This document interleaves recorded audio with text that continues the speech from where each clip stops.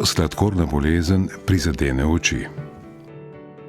Sladkorna bolezen prizadene vse očesne strukture, vendar je 90% težav z vidom pri osebah s sladkorno boleznijo posledica okvare mrežnice. Mrežnica je občutljiva živčna struktura, v kateri so čutilne celice za zaznavanje svetlobe. Okvaro mrežnice zaradi sladkorne bolezni imenujemo diabetična retinopatija.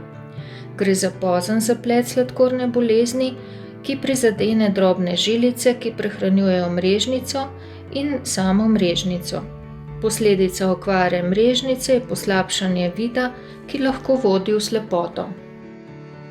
Kaj je diabetični makularni edem in kateri so glavni simptomi? Diabetični makularni edem je oteklina v rumeni pegi zaradi sladkorne bolezni. Oteklina nastane zaradi puščanja okvarjenih drobnih žilic in posledičnega kopičenja tekočine v rumeni pegi.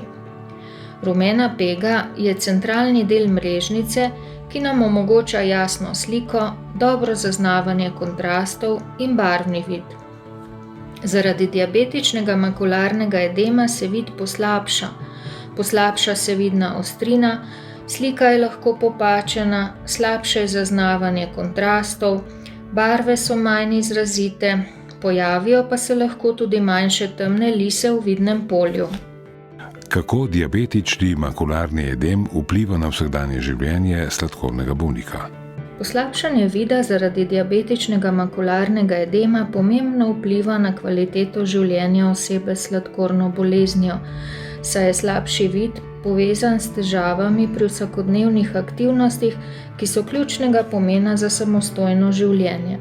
Tako se na primer lahko pojavijo težave pri opravljanju gospodinjskih opravil, pri rokovanju z denarjem, pri branju, pri upravljanju z motornim vozilom in podobno.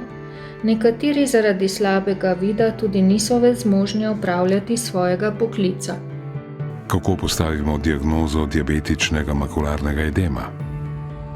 Diagnozo diabetični makularni edem postavimo s pregledom očesnega ozadja.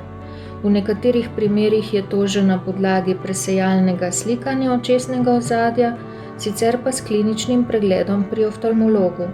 V nekaterih primerih si pomagamo tudi z dodatnimi diagnostičnimi preiskavami.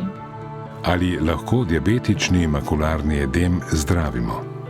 V večini primerov diabetični makularni edem lahko zdravimo, če spremembe v rumeni pegi ugotovimo pravočasno. Danes diabetični makularni edem zdravimo v glavnem z zdravili, ki se dajejo v oko v obliki injekcij.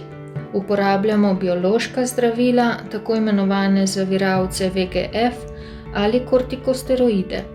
Le v redkih primerih se odločimo za lasersko zdravljenje.